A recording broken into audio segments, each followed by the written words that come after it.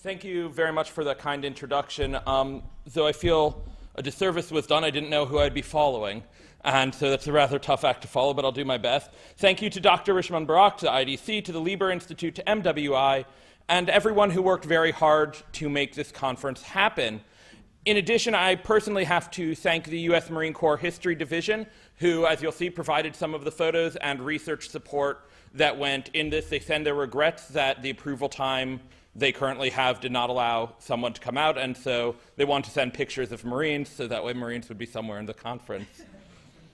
Right. What I propose to do today is very briefly provide an introductory framing for this conference.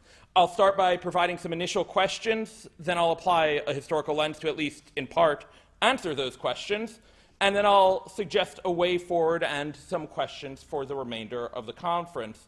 Before I go any further, standard disclaimer language. I don't in this represent the Army or anyone else you might imagine that I represent. I do just represent me, so I'm terribly sorry for that. Right, so some first questions to start off. I think before we can really get to talking about this, we have to answer whether it's a phenomena. Is this a thing we should even be talking about? Is it a limited phenomenon? Is it something like the bayonet charge, really interesting for a time period, very tactical, and then really no one cares except for historically speaking thereafter? Or is there something more? Is there something enduring to warfare, something that crosses time and place that we can study together and provide perhaps some larger understandings? I'll give a spoiler, I think there is there. Right, so with that, is it a new phenomena? Well, I'm going to start out by saying no. What you see there is a command bunker of General Lejeune from the US Marine Corps in France during the First World War.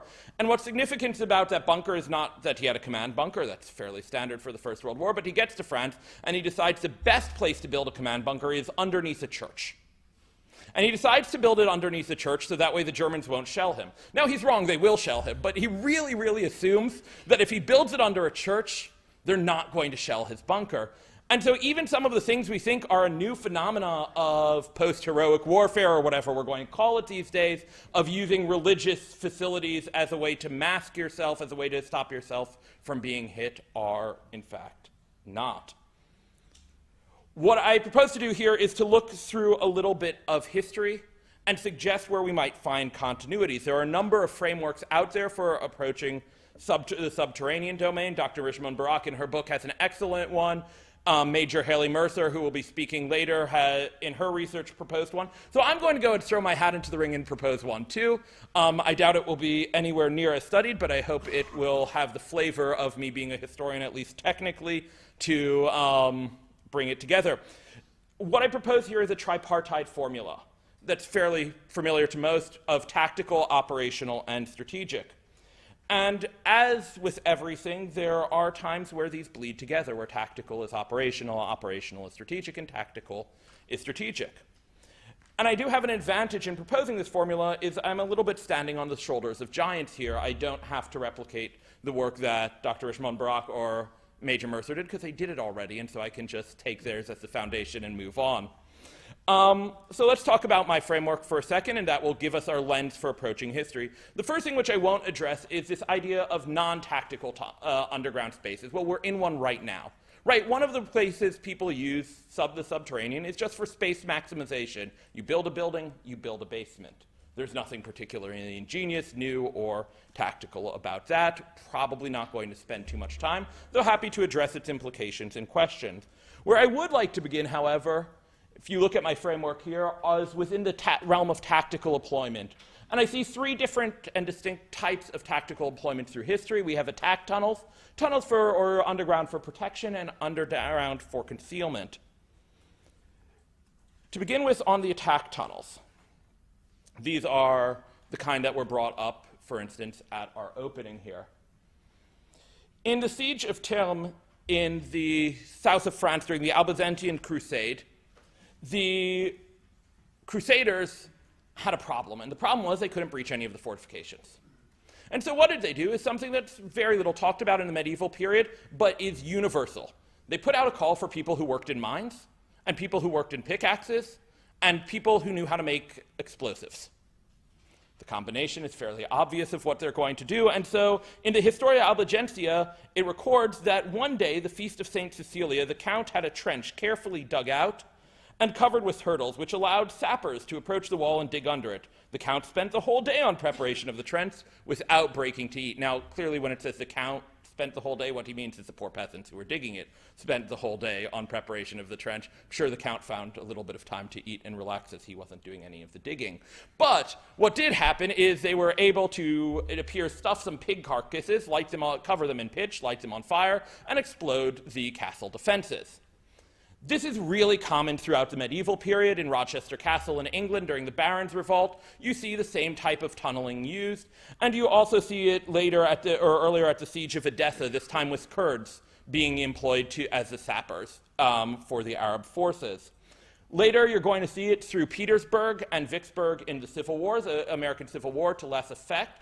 Again, very large, what we now call tunnel-borne IEDs, blowing up fortifications and attempting to be what would be a complex attack, where it was going to be teamed with infantry moving through those areas to seize it. And of course, this lasts to the contemporary period with Hamas tunnels and ISIS tunnel-borne IEDs. Now, what's important here is they're all being used the same way. There is a fortified area, a fortification, or a border that cannot be crossed overland. So what do? You tunnel under it, and if you have pig carcasses or explosives or black powder or whatever you have that burns pretty well, you can make a fairly large boom. But this isn't the only way tunnels are used on the tactical level, and I'd like to talk about protection throughout history, and I think we see two or three really different forms here. The first is what I call subterranean-centric defenses. This is where the entire protection and defense is done anchored on a subterranean construct or a series of subterranean constructs. These are the ouvrages from the Maginot Line. This is a very classic example. There is not much above ground. It is anchored and rooted in subterranean fortifications meant to break an incoming attack or to force them to fight in a domain and an environment that they're not comfortable. Later, as was earlier mentioned, you see it in Vietnam, especially along the DMZ, the establishment of complex tunnel and bunker systems, again, not tied into much overground defense. So that's one form of it, but we see another form that's probably more familiar, which is the integrated defense. So here we have a Marine Corps facility at Khe Sanh. This is the underground part of a larger trench line. Here we're mixing underground and dug facilities and overground facilities. So this is what I would call an integrated underground or subterranean protection scheme. It's not just subterranean, it mixes. And this is something we're really familiar with in the history of warfare, right? We don't even think about it. It's you dig a trench and then you dig something deeper. But it's a fairly big continuity. This is obviously quite local. That's Givat Tachmoshet, Ammunition Hill, the underground constructs that were built there to augment the trench line. And really throughout, we're seeing it as a trench line and as an augment. But you have another form too, which is this deeply buried facilities issue. Obviously, for those of you who've worked the Korea situation, this is a really big concern, also with Iran. Here is a World War II example of this from the White Cliffs of Dover. This is the command and control for British coastal artillery and air defense. It was buried so that way the Germans could not bomb it, since it was integral to the defense of Britain. And if we go into the Cold War, we see a continuity again with Cheyenne Mountain, for example, for NORAD and Nuclear Response Command. So again, we see a continuity of how they're used for protection. This continuity doesn't change. It goes through. Now, the exact shape of it, what they're protecting against, may change. But these three forms of deeply buried, integrated, and subterranean-centric do not. The last form of tactical level, I think, is concealment. And concealment really has two forms throughout. We have three forms, apologies. We have intelligence and reconnaissance. So up top, we have a tunnel from Operation Gold. Operation Gold was a joint British-CIA attempt to tunnel underneath Berlin and tap phone lines. Here, the tunnel is used exclusively for concealment. There's no attempt to get out of it. There's no attempt to make an attack. There's no attempt to protect. It's a way to bring in technical agents closer. And below we see the Royal Observer Corps from the United Kingdom's monitoring posts. These are air defense monitoring posts that were dotted around Britain throughout the Cold War. And again, concealment is key here because their job was to watch for incoming nuclear attack. And they felt if they could be seen from the air, they would be hit because, again, they were fulfilling that air defense role. So here, again, not attack, not protection, purely concealment. But when we think of concealment more broadly, we think it can go a lot of other ways. It can provide concealment for logistical facilities, in this case, stockpiles. We have on top a drug lab in Mexico that is entirely underground, and below that, as someone who's worked on World War II era in Israel, something that I particularly love, which is the Slik at Fargiladi, an underground arms storage area. And they keep turning up. They're so well concealed. I think where was the last one turned up, like 6 years ago, 5 years ago, and an old man was like, oh yeah, there was one under the ref at the cow shed. Oh, okay, yeah, it was there the whole time, oops. And so that shows the, in fact, efficacy of this concealment, that it can last for years and years and years. The other form of concealment for logistical purposes is about logistical movement. And this is a really, again, something that we tend to take temporarily as, oh my gosh, they're digging tunnels under a border for smuggling purposes, for logistical purposes. But in fact, when we look back, again, using local area, for instance, we can start with the Templar tunnels at Akko, a concealed passage for the Templars to come from the harbor into their fortress and resupply themselves logistically. Then we have the smuggling tunnels of Penzance in Cornwall that were just recently rediscovered underneath a pub, of course. Good for smuggling alcohol, I suppose. And we can go on to in the Siege of Sarajevo, tunnels that went in and out to bring food, and obviously, to keep it local again, tunnels through Rafah. All of which served the same purpose, to allow supplies in without the adversary knowing how they were getting in, whether the adversary is customs or the revenue, whether it is the Israeli military, whether it is the besieging forces of Saladin or whoever else happens to be besieging Akko at that moment. So again, we see consistent continuity. Now, I would be doing a disservice to tactical importance if I didn't say it can have strategic effect, so I think there are some tests we need to look at as to whether these tactical level things merit strategic consideration. And I've come up with what I think are some fairly good tests, 3 or 4 tests. The first is timing, that subterranean constructs that must be eliminated at the initiation of a war or for a war to successfully terminate are now strategic. They shape your entire war. Similarly, subterranean constructs that are used at the initiation of war. Thus, an attack tunnel may by itself be a tactical problem. But an attack tunnel before a war starts that goes into a civilian kibbutz now is a strategic problem. Secondly, strategic facilities. This is fairly obvious. If it's housing nuclear weapons or something like that, that probably merits strategic level consideration at that level. Again, also the scope and scale of the war. An attack tunnel that is used to kill several soldiers in World War II is a minor tactical issue. An attack tunnel that is used to kill people in a very limited context is a rather different thing. And finally, the scope and scale of construction. Density is its own strategic problem. If a large area is like a rabbit warren of tunnels and you have to do all of your strategic and operational planning around it, then that's rather probably very significant. So scope, scale, and density matters. To move on to the operational level, and I'm going to show my hand at now a historian who works for the Army because I made an operational diagram. I apologize. I can't get out of my institutional head some days. Yep, it's exactly that. Is a concept that I call small area defense in depth. This is, I think, if I have any contribution here, this is the one I've been thinking about. Major Mercer heard me talk about it ad nauseum in our meetings when she was working on her dissertation on this. This concept has been bubbling around in my head. And what it is that in classic defense in depth, you trade space for time. But what do you do if you don't have space to trade? We can look historically and see that the subterranean constructs become critical in this. Why? Does this have a laser pointer on it? Why, yes, it does. Leveraging the subterranean area, what you see is that the first enemy force is able to clear through your area and get to the objective. Having fought through underground fortifications, bunker complexes, etc., they're frequently exhausted by the time they get to the objective, but they do reach it, which is all well and good. You think they win.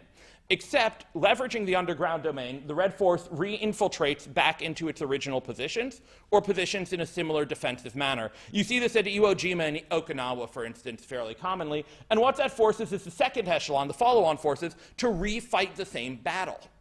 And so they also get to the objective exhausted. And this goes and goes and goes until you basically either run out of underground facilities or run out of people. What this means is that your offensive blue team cannot continue on to a follow-on objective. Eventually, obviously, they will be able to, but this is creating defense in depth in a very, very small area. You see this at, for instance, Hamburger Hill in Vietnam, Hill 937, where the Viet Cong are able to re-infiltrate the same positions and force battalions that are coming to relieve the battalions who have gone up the hill to fight their way back up the hill over and over and over again. This extends time without trading distance. So on the operational level, to me, this is a really, really key point that I think is often missed that the subterranean domain can do. Strategic, to me, I don't have any really good pictures or graphics. I apologize for that, because by their very nature, strategic is a little bit less exciting to show pictures, or a little bit more difficult. I think there are three categories of ways we can see strategic. We can see strategic movement. Things like the Ho Chi Minh Trail and its ability to leverage the underground to allow for clandestine movement across large areas of terrain and open up a new front of a war.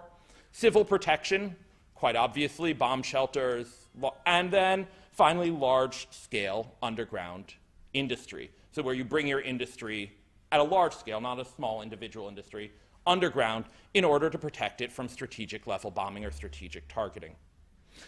The last thing that I really think we get from history here before I move on to the conclusion so we have some time for discussion there are historical ways that have come up to counter subterranean too. We don't need to reinvent the wheel, though I know we have a tendency to do that because it seems more fun some days. But we do not need to reinvent the wheel. Against subterranean constructs, we have seen the use of defensive subterranean constructs. Digging a tunnel that the tunnel comes into, those kinds of things. Counter-mining is ever popular, and Stuart Mitchell from Sandhurst is in the audience here, who could talk a little bit to you during breaks about how the British leveraged special units and miners with particular experience to really do this. But this is then bringing the entire war into a subterranean area on both sides. Another one is superterranean constructs. One of my favorite medieval ways that was used to stop undermining was to build reservoirs and lakes. Becomes very hard to dig under. If your digging then risks flooding. Specialist technology has been employed throughout the history, as well as specialist training specific units to go in. So, this is my attempt to come up with some framework where we could leverage some history to see what we can see from it. And what I think we see is, first of all, the employment of subterranean constructs is a phenomenon. It meets the test, right? It goes through all periods of warfare from ancient to modern, and it looks fairly similar across all of them. This suggests to me not only is it a phenomenon, it's not a new one, and that's not a problem. That gives us more fruitful discussion to be able to have, more place to base our ideas and understandings, and that it is an enduring feature of war, not just a response to a particular set of circumstances. One of the criticisms I will say for some of the articles that float around out there about subterranean is they say it's a response to air power or a response to technology. No, it is an enduring feature of warfare from the ancient to the modern that we expect to see for years ahead. And then finally, with that, there are commonalities within its employment throughout the span of history. They span period and location, and this is great. In a way, it provides an opportunity for more holistic understanding. We don't just have to look at what Hamas or Hezbollah or ISIS is doing or North Korea. We can go and look at what we have more perfect information on. We can look historically and say, what is this an instance of, and then apply that to the contemporary sense. But it does suggest the need for an interdisciplinary way forward. There are lots of people who've worked on this, some of whom contributed in photos and other means in discussing this with me, who work on it, say, in medieval sieges, who should be in the room with us. There are people who work on it in the First World War who should be in the room with us. And there are people who work on it in a geological or in a very technical way, who I'm very glad are in the room with us, because let me tell you what I don't know very much about, which is soil and rock and things like that, that are absolutely critical to understanding these questions. And as a historian, I need to know more about them. And that is the last conclusion that I have before I move on to some suggestions of where the conference goes. We all need to know more about this. If you're working on the contemporary side, I strongly suggest speaking to the historians in the room. We have some knowledge, hopefully. If we're all on the historical side, speak to the technical experts and the contemporary people for application. So finally, way forward for the conference, which was one of kind of what I discussed with Dr. Shimon Barak that this might be useful for. So what are some questions we can consider for the conference? Is there a better framework out there? There are a whole bunch of people suggesting different frameworks. Is there a way we can combine them to get the best of everything? How can we set up an interdisciplinary approach? Interdisciplinarity, if that's a word, which I don't think it is really fun to talk about and everyone plays it lip service. IDC is one of the institutions devoted to it, but it's very hard to do in practice. As a historian, I have my methodology. As a law professor, you might have yours. How can we actually effectively combine these to get better understandings? And lastly, how can we leverage the subterranean space? This is something that's bothered me this entire discussion for a couple of years now. All of the discussion I've heard is about adversary use of the subterranean space. This to me is akin to if we were the British sitting in First World War and we see the Germans flying aircraft and we go, oh, how do we shoot down aircraft? Not how do we get our own. What can we do? What problem sets do we have that the subterranean space might be an answer to? Is it indirect fire?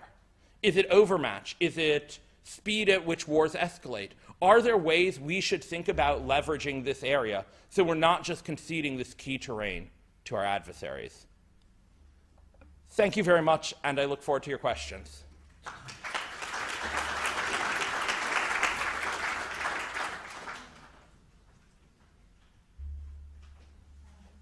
So we want to take the questions now. We have a few minutes for questions. If you have a question, please introduce yourself.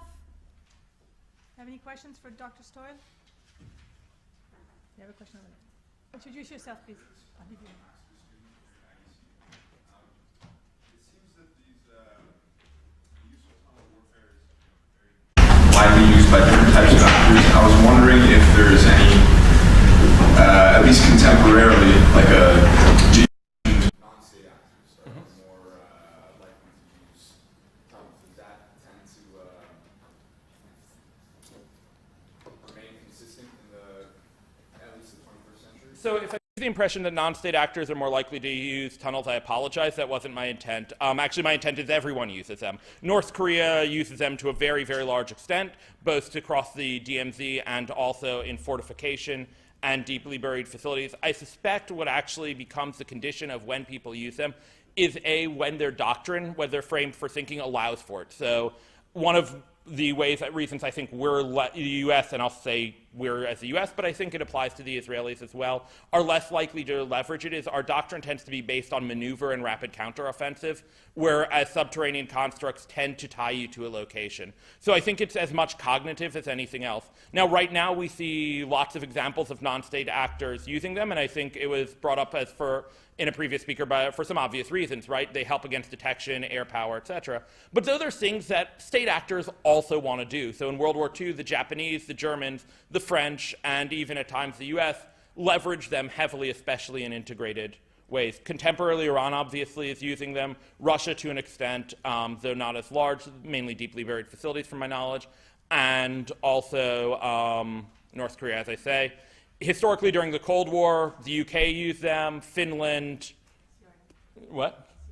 Syria, yeah, the Syrian regime. So it's pretty, and that's actually kind of my point here, is that we should not limit ourselves by frame and go, oh, it's non-state actors, oh, it's state actors. Rather, we should look at the specific conditionalities, whether it's certain kinds of terrain which lend themselves, certain operational challenges which lend themselves. Those are the things that I think we need to talk about. What are the conditions that create either the likelihood or the need to use them? Any other questions? Oh dear, I didn't speak vaguely enough. Failed. No questions? Okay, well, maybe I'll ask you something then. I thought the last point that you brought up about leveraging and not conceding this terrain to the adversary is a very interesting point. I heard recently that DARPA is engaged in a project that has to do exactly with that, into how to dig tunnel at really very high speed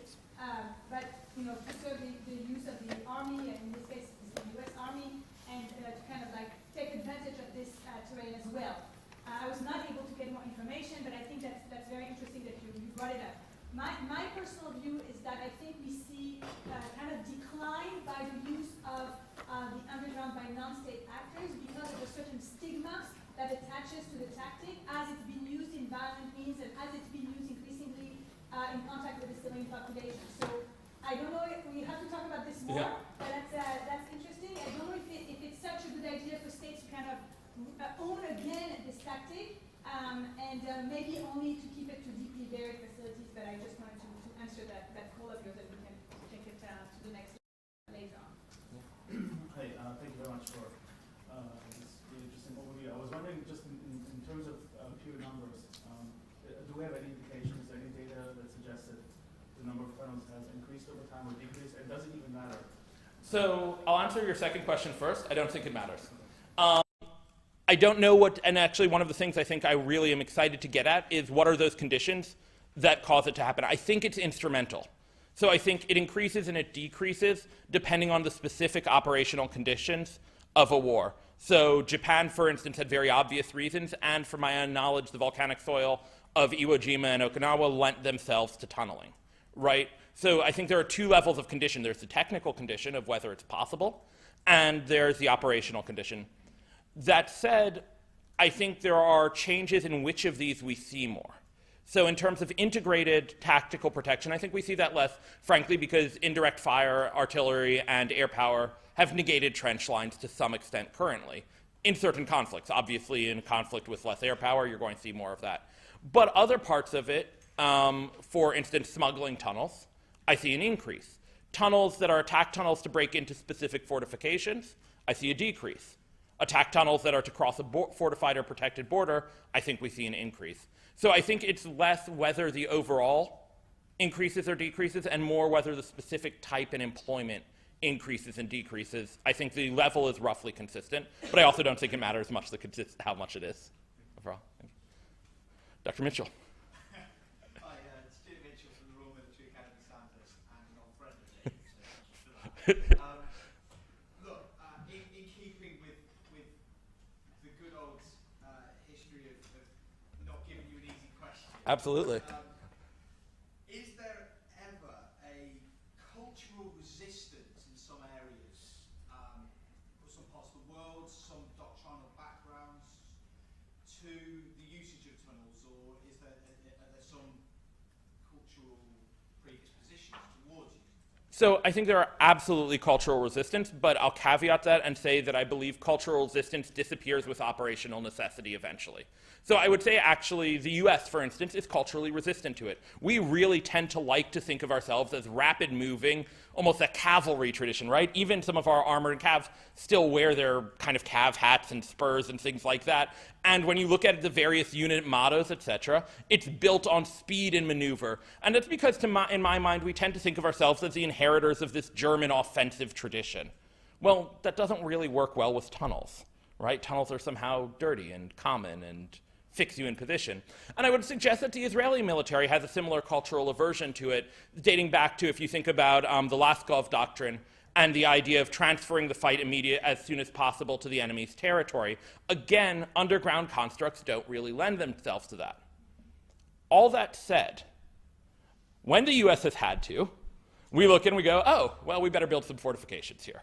And we better kind of dig, because of operational necessity. Now, we might be slow to the ball game, and you could see that in the First World War, where we're reluctant to entrench. We're not going to entrench, and we're not going to entrench because we're Americans, and we have that moral spirit that's going to carry the day, of course, that the British and French lack, so we're going to just go straight on the offensive and get killed. But eventually we learn to. So I think there is cultural resistance, but cultural resistance only takes you so far. Eventually, lessons in blood will teach you what you need to do in the operational necessity. Okay, one more and that's it. Amos Fromkin from the Hebrew University of Jerusalem, the Israel Cave Research Center. You started your speech about the Middle Ages, I think. There is a huge database here in Israel, first from the Roman historian Cassius, about the use of tunnels in the Bar Kokhba War. Absolutely. Years ago, and now there is a lot of archaeological evidence about this use, what we call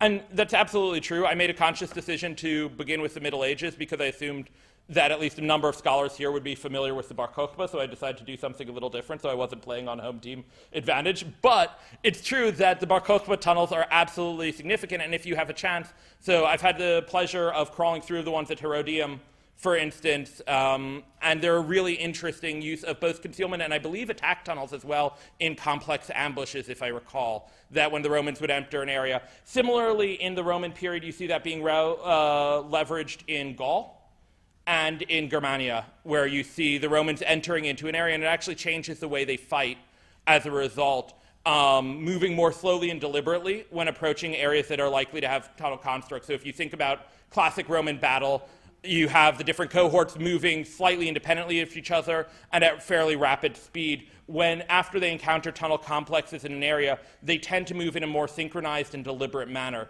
So not only do we see these tunnels in the ancient period, as you brought up, but we see them changing the way the Roman legion fights its battles. And then we see that, from my understanding as well, in the Bar Kokhba revolt, and eventually, obviously, being successful with that. But it's a very well taken point, and if you're one of the guests in the country like me, and you do have a couple of days, I would highly, highly suggest taking a look at some of the Bar Kokhba tunnels, or in fact, the suggested earlier tunnels, for instance, in Jerusalem, the idea of using escape tunnels from during the siege of Jerusalem during the Babylonian period. So we see this kind of continuity all the way back, and I would suggest it probably goes further than that. The first use of caves, to me, is protection, right? You're going to live in a cave. Why? Because it's safer. So it's really almost innate in humans, this idea of caves and tunnels equals protections. But thank you for that.